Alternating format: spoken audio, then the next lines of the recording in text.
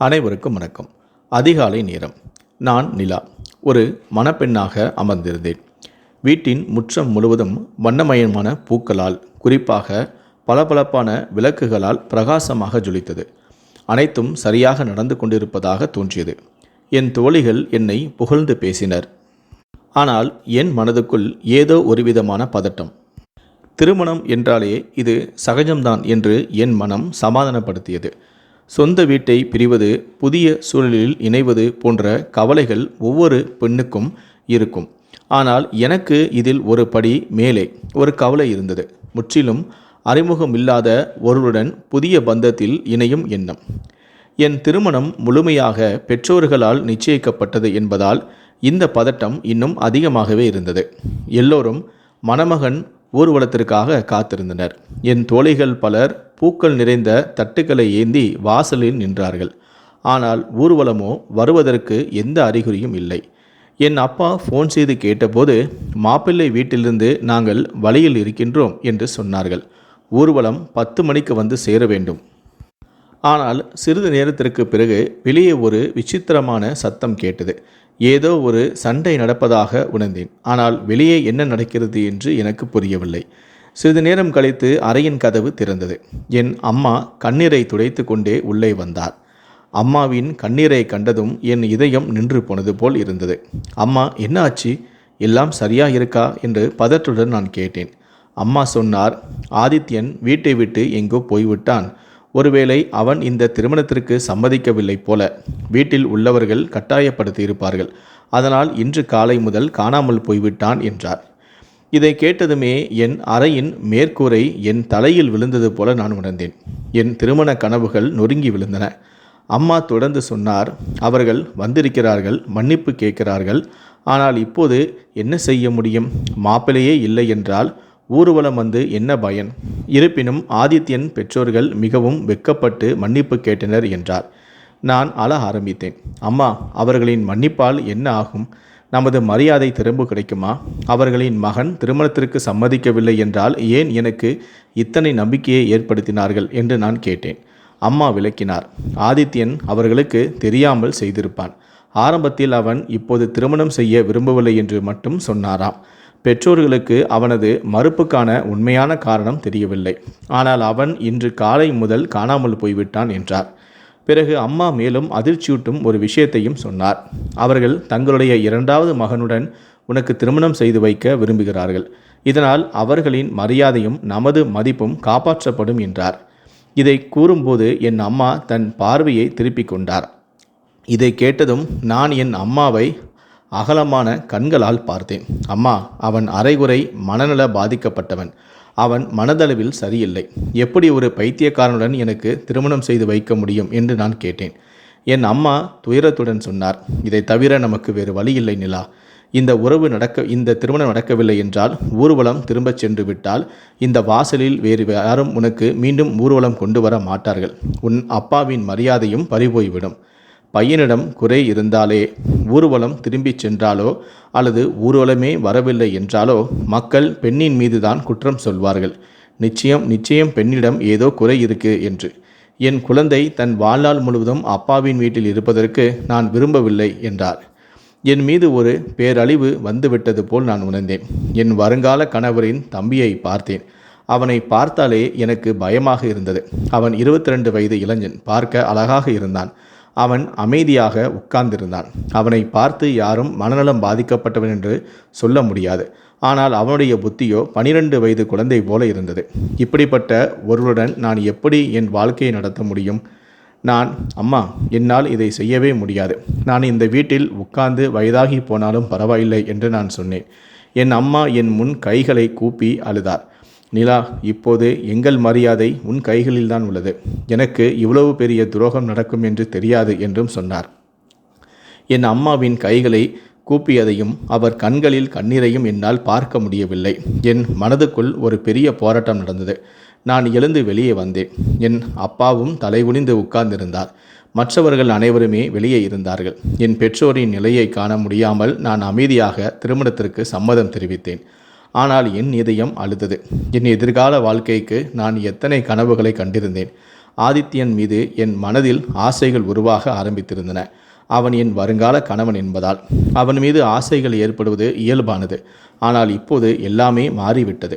கண்ணீருடன் ஆதித்யனின் இளைய சகோதரனான தீபக்குடன் என் திருமணமும் நடந்தது. என் வீட்டை விட்டு விடைபெறும் போது என் அம்மாவுடன் சேர்ந்து விம்பி விம்பி அழுதேன். அந்த அப்பாவி பையன் தீபக் என்னை ஆச்சரியத்துடன் பார்த்து கொண்டிருந்தான். நான் அவனுடன் காரில் உட்கார்ந்தபோது அவன் கழுத்தில் இருந்த மாலையை பார்த்து அதை எடுத்து என் கழுத்தில் போட்டான். ஏன் அழுகிறாய்? உன் கழுத்தில் நோட்டு மாலை இல்லை என்பதற்காக தானே அழுகிறாய்? என் கழுத்தில் நிறைய நோட்டு மாலைகள் இருக்கின்றன. இதை உனக்கு கொடுத்து விட்டேன். இப்போது நீ இன்னும் அழகாக இருக்கிறாய். நீ அழாதே. நீ அழும்போது சுத்தமாக நன்றாக இல்லை என்றும் சொன்னான். இப்படி சொன்ன பிறகு அவன் தன் பாக்கெட்டில் இருந்து சில நோட்டுகளை எடுத்து என் கையில் வைத்தான். என்னிடம் இருக்கும் அனைத்து பணத்தையும் நீயே வைத்துக்கொள். அம்மா இன்னும் பணத்தை கொடுப்பாள். அதையும் நான் உனக்கே கொடுத்து விடுகிறேன். ஆனால் அழாதே, எனக்கு அழுகிற பெண்களை பிடிக்காது என்று சொன்னான். நான் அந்த அப்பாவி பையனை ஒரு முறை பார்த்தேன். உருவ அமைப்பில் அழகான இளைஞன். உயரம் பார்க்கக்கூடியதாக இருந்தது. ஆனால் கடவுள் அவனுக்கு ஒரு குறையை வைத்து விட்டார். அவனது உடல் வயதுக்கு ஏற்றாறு போல வளர்ந்திருந்தது. ஆனால் அவனது குணமோ ஒரு சிறிய குழந்தையின் குணமாகவே இருந்தது. நான் ஏன் அழுகிறேன் என்று அவனுக்கு என்ன தெரியும்? நான் என் விதியை பற்றி அழுது கொண்டிருந்தேன். அது என்னை மிகவும் கடுமைப்படுத்தியது. கடந்த 3 மாதங்களாக ஆதித்யனின் புகைப்படத்தை பார்த்தேன். என் மனதுக்குள் அவனை காதலித்தேன். அவன் கனவுகளை என் கண்களில் வளர்த்தேன். இப்போது அதே வீட்டிற்கு போகிறேன். ஆனால் அவனது தம்பியின் மனைவியாக. நான் அனுபவித்த வலி மிக பெரியது. என் பெற்றோர்கள் தங்களுடைய மரியாதையை காரணம் காட்டி இந்த குறைபாடு உள்ளவனுடன் எனக்கு திருமணம் செய்து வைத்தார்கள். என் கண்களில் கண்ணீர் வற்றவில்லை. என் அழுகை நிற்கவில்லை. நான் அறைக்கு வந்தபோது அது தீபக்கின் அறையாக இருந்தது. அதற்கு நேர் எதிரே ஆதித்யனின் அறை இருந்தது. அது அன்று பூக்களால் அலங்கரிக்கப்பட்டு இருந்தது. ஆனால் ஆதித்யனின் அறைக்குள் சென்று உட்கார எனக்கு கொடுத்து வைக்கவில்லை. அந்த அறை பூக்களால் அலங்கரிக்கப்பட்டிருந்தாலும் அது முற்றிலுமாக வெறிச்சோடி இருந்தது. நான் தீபக்கின் அறையில் உட்கார்ந்திருந்தேன். என் மாமியார் என்னை அறையில் விட்டுவிட்டு மன்னிப்பு கேட்டார். ஆதித்யன் எனக்கு எங்கு முகம் காட்ட முடியாத நிலைமையை ஏற்படுத்திவிட்டான். 3 மாதங்கள் நிச்சயம் செய்துவிட்டு திடீரென ஊர்வல நேரத்தில் எங்கோ போய்விட்டான். அவன் ஒரு முறை கூட தன் விருப்பமின்மையை வெளிப்படுத்தவில்லை. ஆரம்பத்தில் ஒரு முறை நான் இப்போது திருமணம் செய்ய விரும்பவில்லை என்று மட்டும் சொன்னான். ஆனால் உன்னுடன் நிச்சயம் செய்த பிறகு அவன் எதுவுமே சொல்லவில்லை. திருமண நாள் வரை ஒரு வார்த்தை கூட வாய் திறக்கவில்லை. காலையில் எதையுமே சொல்லாமல் சென்று விட்டான் என்று சொன்னார். இப்போது நான் அவளிடம் என்ன சொல்ல முடியும்? என் மாமியார் தீபக்கும் மிகவும் நல்லவன். கொஞ்சம் மனநலம் பாதிக்கப்பட்டவன். ஆனால் மற்றபடி எல்லாம் சரியாக இருக்கிறான். அவன் உன்னை மிகவும் அன்புடன் பார்த்து கொள்வான் என்றார். அவள் ஒரு தாய். அவளுக்கு அப்படி சொல்வது எளிது. ஆனால் எனக்கு ஒரு மனநலம் பாதிப்புள்ள பையனுடன் வாழ்வது எளிதல்ல. என் மாமியார் அறையை விட்டு சென்று விட்டார். என் இதயம் வரும் காலத்தை பற்றி நினைத்து மிகவும் பயந்து நடுங்கியது. சிறிது நேரத்திலேயே தீபக் சிரித்து கொண்டே உள்ளே வந்து கதவை மூடினான். விரைவாக கட்டிலில் ஏறி உட்கார்ந்தான். நான் சற்றென்று பின்வாங்கினேன். பிறகு அவன் கழுத்தில் இருந்த நோட்டு மாலையை எடுத்து பிரித்து பணத்தை எண்ண ஆரம்பித்தான். மிகவும் பணம் எண்ணுவதில் அவன் மிகவும் மகிழ்ச்சியாக இருந்தான். பார், என்னிடம் எத்தனை நோட்டுகள் உள்ளன.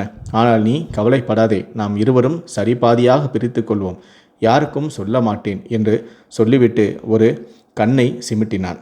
நான் அமைதியாக அவனை பார்த்து கொண்டிருந்தேன். அவன் வேகமாக நோட்டுகளை எண்ணிக்கொண்டிருந்தான். நான் அவனுக்கு உதவி செய்யவில்லை என்று அவன் என்னை கோபமாக முறைத்தான். பார், நீ எனக்கு உதவி செய்யவில்லை என்றால் உனக்கு ஒரு பைசா கூட நான் கொடுக்க மாட்டேன். எல்லா பணத்தையும் என்னிடமே வைத்துக் கொள்வேன். பிறகு எனக்கு ஒரு நோட்டு கூட கொடுக்கவில்லை என்று சொல்லாதே. சீக்கிரம் உதவி செய். இவற்றை இப்போதே மறைக்க வேண்டும்.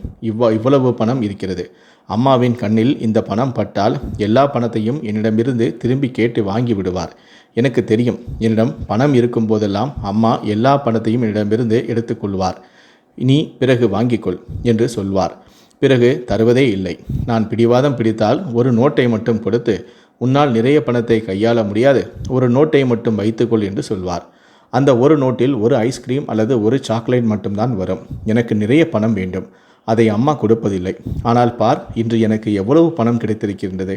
இந்த பணத்தை நான் அம்மாவிடமிருந்து மறைத்து வைப்பேன். பிறகு நாம் இருவரும் தினமும் ஐஸ்கிரீம் மற்றும் சாக்லேட்டை சாப்பிடுவோம் என்றான். நான் அமைதியாக அவனுக்கு நோட்டுகளை அடுக்க உதவி செய்ய ஆரம்பித்தேன்.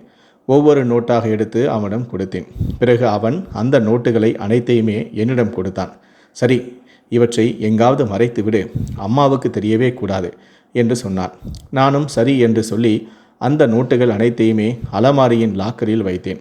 அவன் உண்மையிலேயே மிகவும் அப்பாவி பையன். திருமண உறவை பற்றி அவனுக்கு எதுவும் தெரியவில்லை. நான் இந்த கனமான உடைகளில் எனக்கு சங்கடமாக இருக்கிறது, நான் மாற்றிக்கொள்ளலாமா என்று கேட்டேன். அவன் ஆமாம் ஆமாம் மாற்றிக்கொள், என்னிடம் ஏன் கேட்கிறாய் என்று சொல்லிவிட்டு படுக்கையில் சௌகரியமாக படுத்து கொண்டான். நான் இருந்த அறையில் ட்ரெஸ்ஸிங் டேபிளும் அலமாரியும் இருந்தன. நான் உடை மாற்றிக்கொண்டு குளியலறையிலிருந்து வெளியே வந்தபோது அவன் படுக்கையில் படுத்துக்கொண்டே சிரித்து கொண்டிருந்தான். அவன் ஏன் சிரிக்கிறான் என்று எனக்கு புரியவில்லை. நான் தயக்கத்துடன் படுக்கையின் மறுபக்கம் படுத்துக்கொண்டேன். நான் படுத்தவுடன் அவன் திரும்பி என் பக்கம் பார்த்தான். ஒரு நிமிடம் கேள் என்று சொன்னான். அவன் குரல் கேட்டதும் என் இதயம் வேகமாக துடிக்க ஆரம்பித்தது. அவன் இப்போது என்ன நினைக்கிறான், அடுத்து என்ன செய்ய போகிறான், சொல்லப் போகிறான் என்று தெரியவில்லை. நான் மிகவும் பயந்திருந்தேன். சொல் என்று சொன்னேன். அவனோ, உன் பெயர் என்ன, ஏதாவது ஒரு பெயர் இருக்கும் தானே என்று கேட்டான்.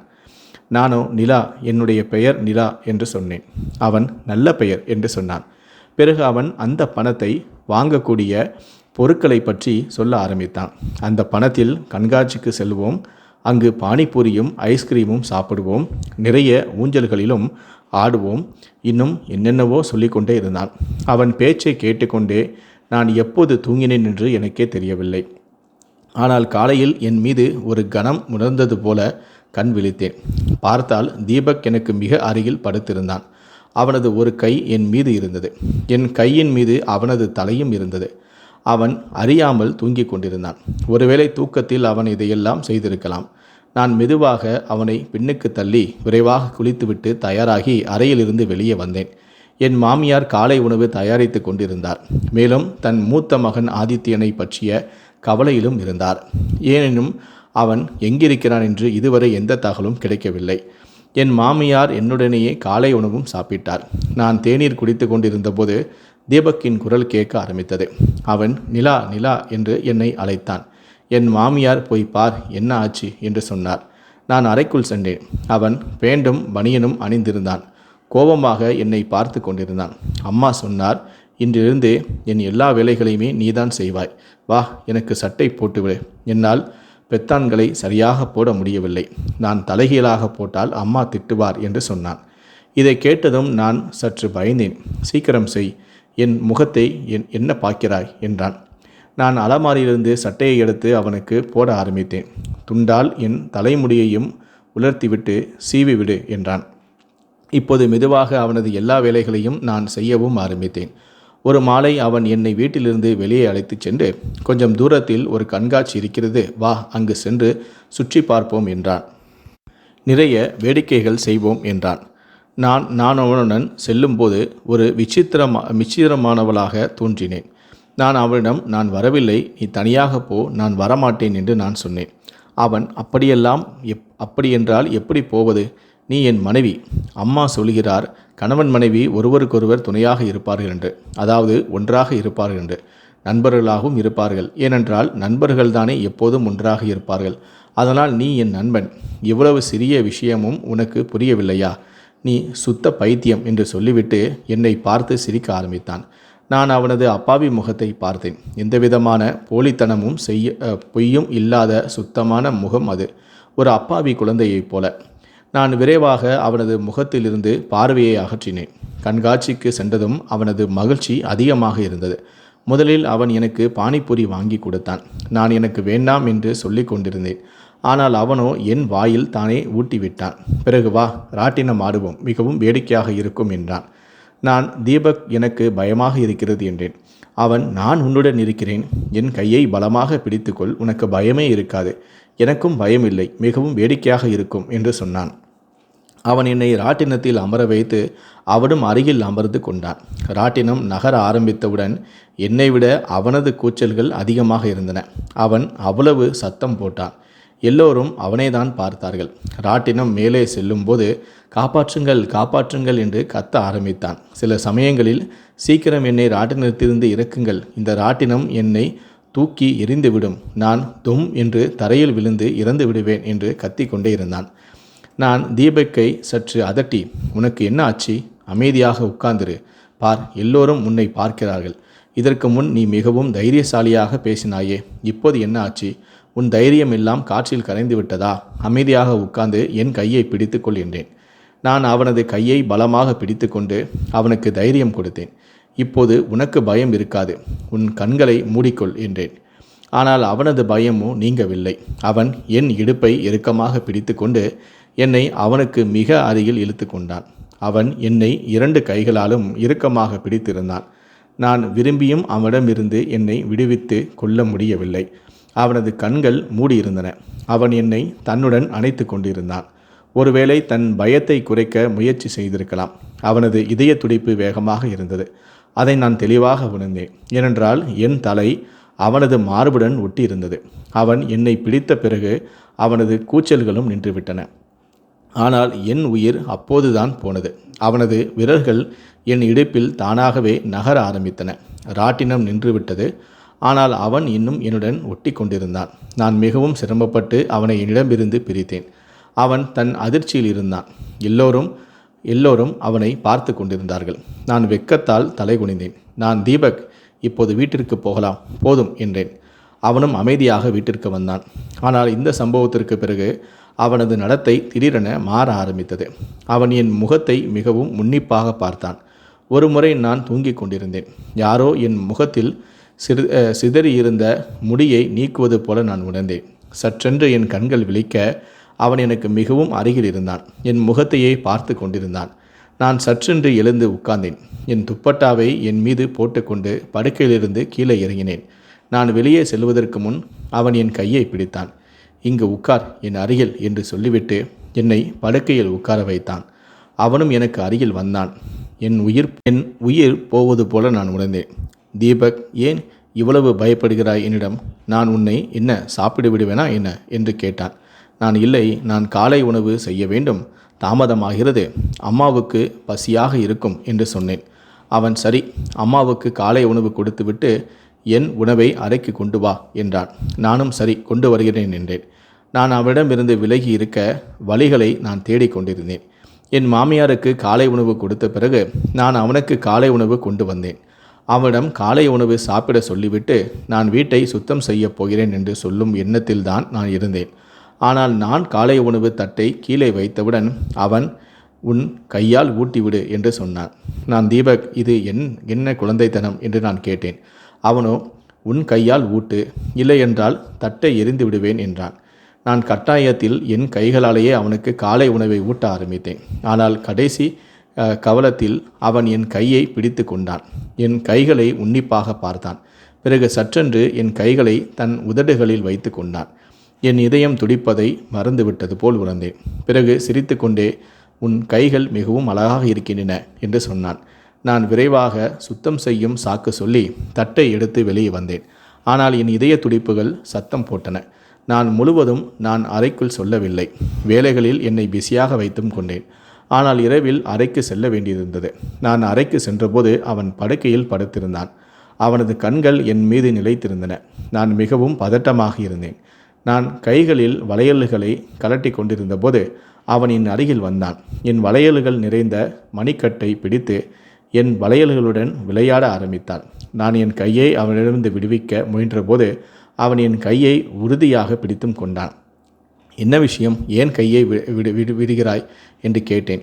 பிறகு என் கைகளில் வளையல்கள் மிகவும் அழகாக இருக்கின்றன என்று சொன்னான். அவனது கண்கள் இன்னும் என் மீது நிலைத்திருந்தன. இந்த நேரத்தில் அவன் எங்கும் பைத்தியக்காரமாக தெரியவில்லை. திடீரென்று அவனது முகத்தில் ஒரு குறும்பு தோன்றியது. எனக்கு பயமாக இருக்கிறது என்று சொன்னான். அவனது பேச்சை என்னால் புரிந்து கொள்ள முடியவில்லை. உடனே சிரிக்க ஆரம்பித்தான். தெரியுமா, நாம் கண்காட்சிக்கு சென்றபோது எனக்கு பயமாக இருந்தது. நீ என்னை உன்னுடன் அணைத்து கொண்ட போது என் பயம் எல்லாமே நீங்கிவிட்டது. ஆனால் அதனுடன் வேறு ஏதோ நடந்தது. அது எனக்கு மிகவும் பிடித்தும் இருந்தது என்றான். அவனது பேச்சை கேட்டதும் என் இதயம் வேகமாக துடித்தது. அவனது புத்தி 11 வயது குழந்தையின் புத்தியாக இருந்தாலும் அவனது உடல் 24 வயதுடையதாக இருந்தது. அவன் முழுமையான ஆண். என் சகவாசம் அவனது உணர்வுகளை தூண்டிவிட்டிருந்தது. நான் அவனை பிடியிலிருந்து விலகி கொண்டிருந்தேன். ஆனால் தீபக்கோ என்னை பேராசை கொண்ட கண்களால் பார்த்தான். பிறகு யோசிப்பதற்கான வாய்ப்பையும் கொடுக்காமல் என்னை இழுத்து தன் கைகளில் அணைத்து கொண்டான். என் உதடுகளில் தன் உதடுகளையும் வைத்தான். அதன் பிறகு அவன் என்னை ஆர்வத்துடன் முத்தமிட ஆரம்பித்தான். கணவன் மனைவி உறவு இயற்கையானது. அவன் என் கணவன். அவனது மனநலம் பாதிக்கப்பட்டிருந்தாலும் அவன் என் கணவன். அவனது அணைப்பை பெற்று நானும் உருக ஆரம்பித்தேன். யாருக்கும் எதுவும் தெரியாமல் எங்கள் இருவருக்கும் இடையே எதிர்பாராத நெருக்கமும் ஏற்பட்டது. எல்லாம் முடிந்தும் போனது. தீபக் மிகவும் மகிழ்ச்சியாக இருந்தான். மீண்டும் மீண்டும் என்னை இழுத்து அணைத்து கொண்டான். என் நெற்றியிலும் முத்தமிட்டு, நிலா, உன்னை எனக்கு மிகவும் பிடித்திருக்கிறது. என்னை விட்டு எங்கும் போகாதே. நீ இல்லாமல் நான் இருக்க மாட்டேன் என்றான். இப்போது அவனது ஆசை என் மீது இன்னும் அதிகமாக இருந்தது. என் நேரமும் என்னுடன் நெருங்கி இருக்க முயற்சிப்பான். என் நேரமும் நிலா நிலா என்று அழைப்பான்.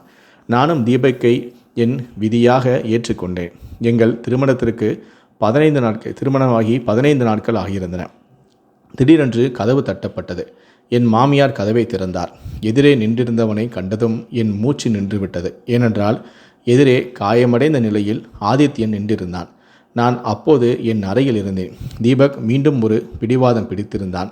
இன்று என் தலைமுடியை உன் கையால் அலங்கரிப்பாய். ஒரு முறை தலைமுடியை அலங்கரித்தேன்.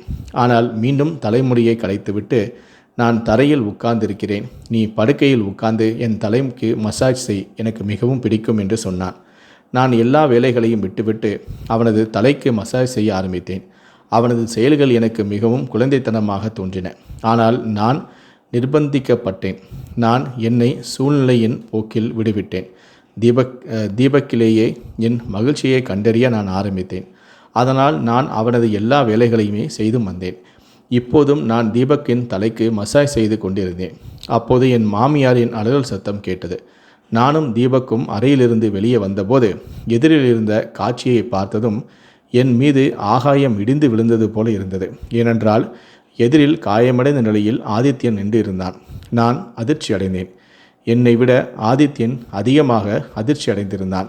என் மாமியார் ஆதித்யனை பிடித்து சோபாவில் உட்கார வைத்து விட்டார். அவனது நெற்றியில், கையில், காலில் ஆங்காங்கே கட்டுகளும் போடப்பட்டிருந்தன. இப்போது அவன் தள்ளாடி கொண்டிருந்தான். அவனது முகமும் வீங்கியிருந்தது. என் மாமனாரும் வந்துவிட்டார். நான் கல் சிலை போல பின்னால் நின்று கொண்டிருந்தேன். தீபக் ஆதித்யனின் சகோதரன். அவனும் அங்கே தூரமாக நின்றிருந்தான். வரவிருக்கும் ஆபத்தை அவனும் உணர்ந்து கொண்டிருப்பான் போல. என் மாமியார் அழுது அழுது ஆதித்யனிடம் கேட்டார், நீ எங்கே போயிருந்தாய் மகனே? திருமண நாளில் நாங்கள் எவ்வளவு அவமானத்தை சந்திக்க நேர்ந்தது என்று உனக்கு தெரியுமா? ஆதித்யன் மிகவும் வருத்தமாக இருந்தான். அவனது கண்களில் கண்ணீர் இருந்தது. அவன் திரும்பி என்னை பார்த்து, நீங்கள் என் அன்பானவளை இந்த வீட்டிற்கு அழைத்து வந்து விட்டீர்கள் அம்மா. நீங்கள் மிகவும் நல்ல காரியம் செய்தீர்கள் என்று சொன்னான். பிறகு ஆதித்யன் சொல்ல ஆரம்பித்தான். அந்த நாள் நான் என் வண்டியை எடுத்துக்கொண்டு பக்கத்து நகரில் உள்ள சலூனுக்கு சென்றேன். ஆனால் வழியில் எனக்கு விபத்து நடந்துவிட்டது. அதன் பிறகு எனக்கு எதுவும் நினைவு இல்லை.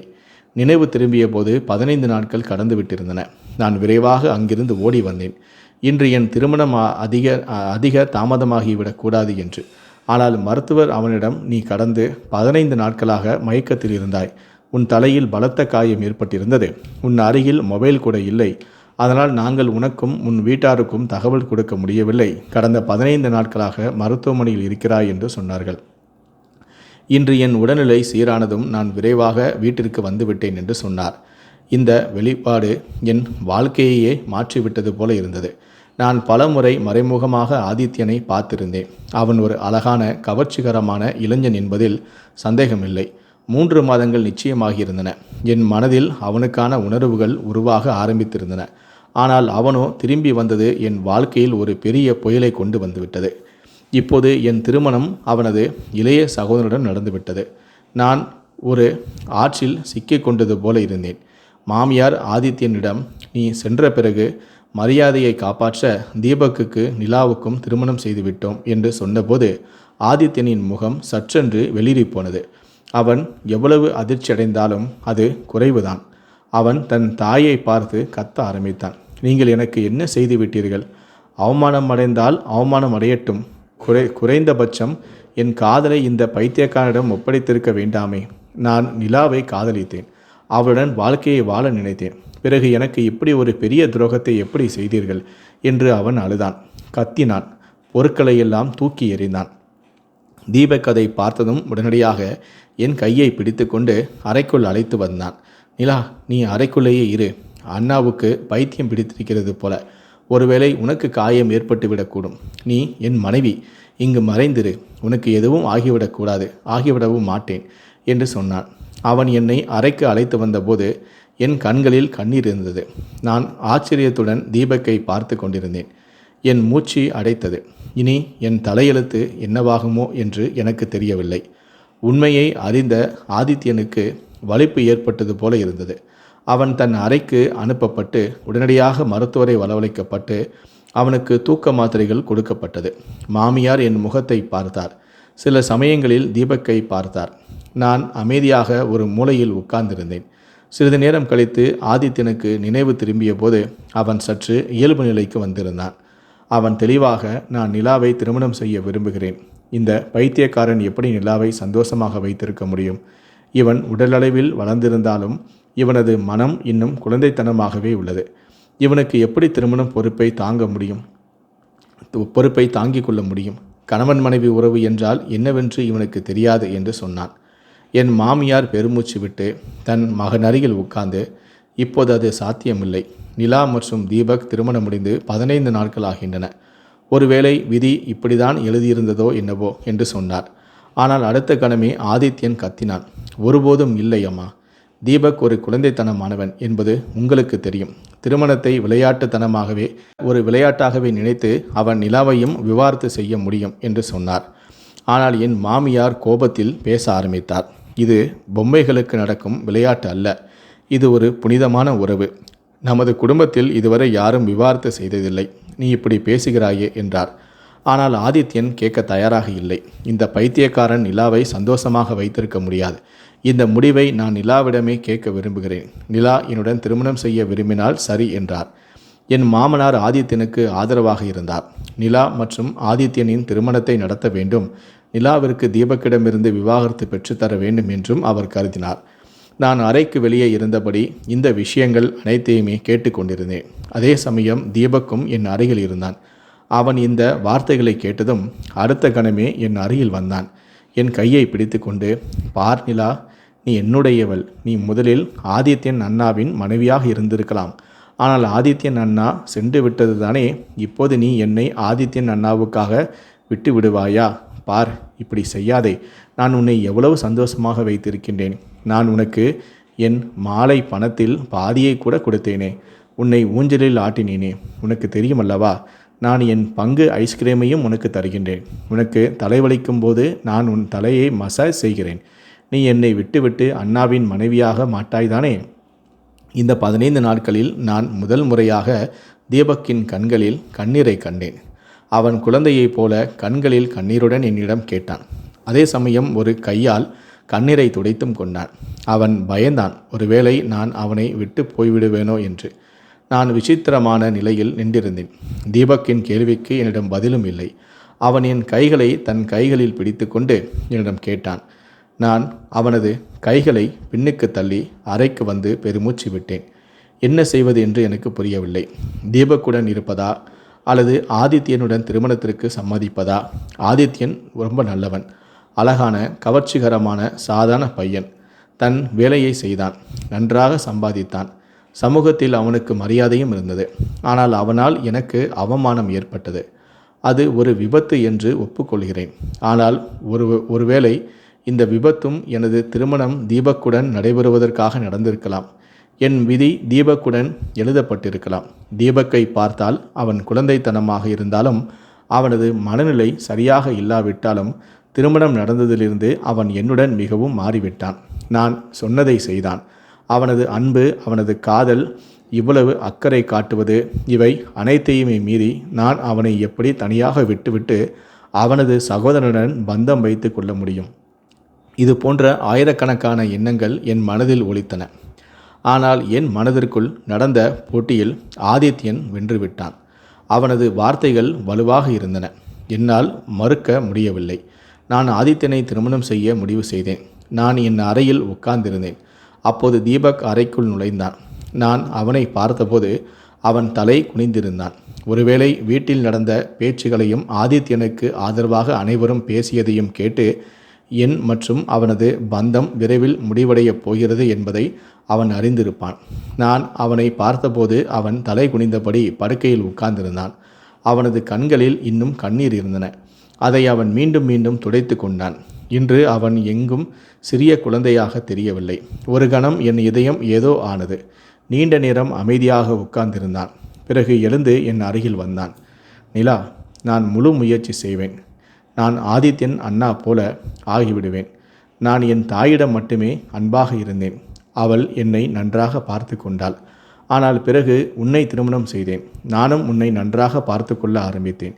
எனக்கு உன் மீது காதல் வந்துவிட்டது. நீ இல்லாமல் என்னால் இருக்க முடியாது. நீ ஆதித்யன் அண்ணாவின் மனைவியாகி அவனது அறைக்கு சென்று விட்டால் அதை நான் எப்படி பொறுத்து கொள்வேன்? எனக்கு உன் அருகில் தூங்கும் பழக்கம் வந்துவிட்டது. நீ என் தலைக்கு மசாஜ் செய்கிறாய். எனக்கு பயமாக இருக்கும்போது நான் உன்னை அணைத்துக் கொள்கிறேன். உன்னை அணைத்து கொண்டால் என் பயம் எல்லாமே நீங்கிவிடும். நீ ஆதித்யன் அண்ணாவிடம் சென்றால் ஆதித்யன் அண்ணா உன்னை என் அருகில் வரவிடவே மாட்டான் என்றான். அவன் குழந்தையாக இருந்தாலும் காதல் அவனது இதயத்தில் வந்துவிட்டது. அவனது இந்த விதமான பேச்சை கேட்டதும் என் கண்களிலிருந்து கண்ணீர் வழிந்தது. இப்போது எனக்கு தீபக் மட்டுமே இருந்தான். தீபக் எப்படி இருந்தாலும் அவன் என் இதயத்தில் தனக்கென ஒரு இடத்தை பிடித்தும் கொண்டான். அவன் என் வாழ்க்கையில் வந்த முதல் ஆண். அடுத்த காலைக்குள் நான் முடிவு செய்துவிட்டேன். நான் என் மாமியாருக்கும் சொன்னேன். நான் தீபக்குடன் மட்டுமே என் வாழ்க்கையை வாழ்வேன். ஆதித்யன் இருப்பதும் இல்லாததும் எனக்கு எந்த அர்த்தமும் இல்லை என்றேன். என் இந்த முடிவில் என் மாமியாரும் மகிழ்ச்சியாக இருந்தார். ஆனால் ஆதித்யன் மீண்டும் மீண்டும் என்னை தீபக்கை விட்டு விலகுமாறும் வற்புறுத்தினான். அன்று மாலை திடீரென என் உடல்நிலை மோசமடைய ஆரம்பித்தது. நான் பாத்திரங்களை கழுவி கொண்டிருந்த போது எனக்கு தலை சுற்றலும் ஏற்பட்டது. எதுவும் புரியவில்லை. எல்லாம் மங்கலாக தெரிந்தது. நான் மாமியாரை அழைத்தேன். ஆனால் மாமியாரோ தன் அறையில் தூங்கிக் கொண்டிருந்தார். நான் தீபக்கை அழைத்தேன். அவன் தன் அறையில் ஓய்வெடுத்து கொண்டிருந்தான். என் குரல் கேட்டு சமையலறைக்கு ஓடி வந்தான். என் மோசமான நிலையை கண்டதும் உடனடியாக தன் தாயையும் எழுப்பினான். என் மோசமான நிலையை கண்டதும் அவனது நிலையும் இன்னும் மோசமடைந்தது.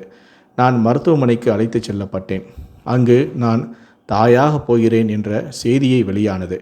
இந்த செய்தி என் மாமியாருக்கு ஆச்சரியமளிப்பதாக இருந்தது. ஆதித்யனும் அதிர்ச்சி அடைந்தான். தீபக் தான் தந்தையாக போகிறான் என்று அறிந்தபோது அவன் மகிழ்ச்சியுடன் அங்கேயே எல்லோரின் முன்னாலும் என்னை அணைத்தும் கொண்டான். நமக்கு உன்னைப் போலவே ஒரு அழகான மகள் இருப்பாள். அவளுக்கு நான் ஏஞ்சல் என்று பெயரிடுவேன். என் மற்றும் உன் அழகான ஏஞ்சல் என்றான். மாமியார் உடனடியாக என்னை அணைத்து கொண்டு வாழ்த்தினார். நான் வெட்கத்தால் சிவந்து போனேன். ஆனால் தீபக்கின் கை இன்னும் என் கையில் இருந்தது. ஆதித்யன் இதை கேட்டதும் முற்றிலுமாக அமைதியாகிவிட்டான். அவனுக்கும் எனக்கும் இடையே எந்த உறவும் இல்லை என்று அவன் நினைத்தான். அதனால்தான் அவன் என்னை ஏற்றுக்கொள்ள விரும்பினான். ஆனால் இப்போது அவனுக்கு என் மற்றும் தீபக்கிடையே திருமண உறவு தொடங்கிவிட்டது என்று தெரிந்துவிட்டது. அதனால் ஆதித்யன் தன் முடிவிலிருந்து பின்வாங்கினான். இப்போது இந்த வீட்டில் அவன் இருப்பதில் எந்த பயனும் இல்லை. அவனது வேலை வேறு நகரத்தில் இருந்தது. அவன் தன் வேலையின் காரணமாக அங்கே சென்று விட்டான். போகும்போது, நிலா, நான் உன்னை காதலித்தேன். ஆனால் நான் இப்போது இருவருக்கும் இடையில் ஒரு தடையாக இருக்க விரும்பவில்லை. நான் இப்போது இவர்களின் காதலை பார்த்துவிட்டேன் என்று சொல்லிவிட்டு போனான். அவன் தீபக்கின் தோளில் கை வைத்து ஆறுதல் கூறிவிட்டு சென்று விட்டான். ஆதித்யன் சென்று விட்டான். தீபக்கின் கையை இன்னும் பிடித்து கொண்டிருந்தான். பார்த்தாயா, நீ என்னுடையவள் மட்டுமே. ஆதித்யன் அண்ணா வந்து அந்த இரவு நான் இரவு முழுவதும் தூங்கவில்லை. இரவு முழுவதும் அழுதேன். கடவுளிடம் பிரார்த்தனையும் செய்தேன், என் நிலாவை என்னிடமிருந்து பறிக்காதே என்று. பிறகு பார், கடவுள் உன்னை எனக்கே திருப்பி கொடுத்து விட்டார். என் நிலாவுடன் எனக்கு ஒரு சிறிய நிலாவையும் கொடுக்கப் போகிறார் என்றான். தீபக் மிகவும் மகிழ்ச்சியாக இருந்தான். அவனது மகிழ்ச்சியை கண்டு நானும் மகிழ்ச்சி அடைந்தேன். என் மாமியாரும் எங்களை ஆசீர்வதிக்க ஆரம்பித்தார். மெதுவாக நான் தீபக்கை சரி செய்தேன். அல்லது ஒரு வேளையை இது என் காதலாக இருக்கலாம். அது அவனது மனதில் இவ்வளவு தூரம் தாக்கத்தை ஏற்படுத்தியது. அவன் தன் மனநல நோயுடன் போராடி முற்றிலுமாக சாதாரண ஆண்மகன் போல ஆகிவிட்டான். மக்களுடன் பழக ஆரம்பித்தான். அதே சமயம் அவனது சிகிச்சையும் நடந்து வந்தது. சில ஆண்டுகளுக்கு பிறகு அவன் முற்றிலுமாக சாதாரணமானவனாகவே மாறிவிட்டான். தீபக் எனக்கும் என் மகளுக்கும் காட்டிய அளவில்லா அன்பு வேறு யாரும் காட்டியிருக்க முடியாது.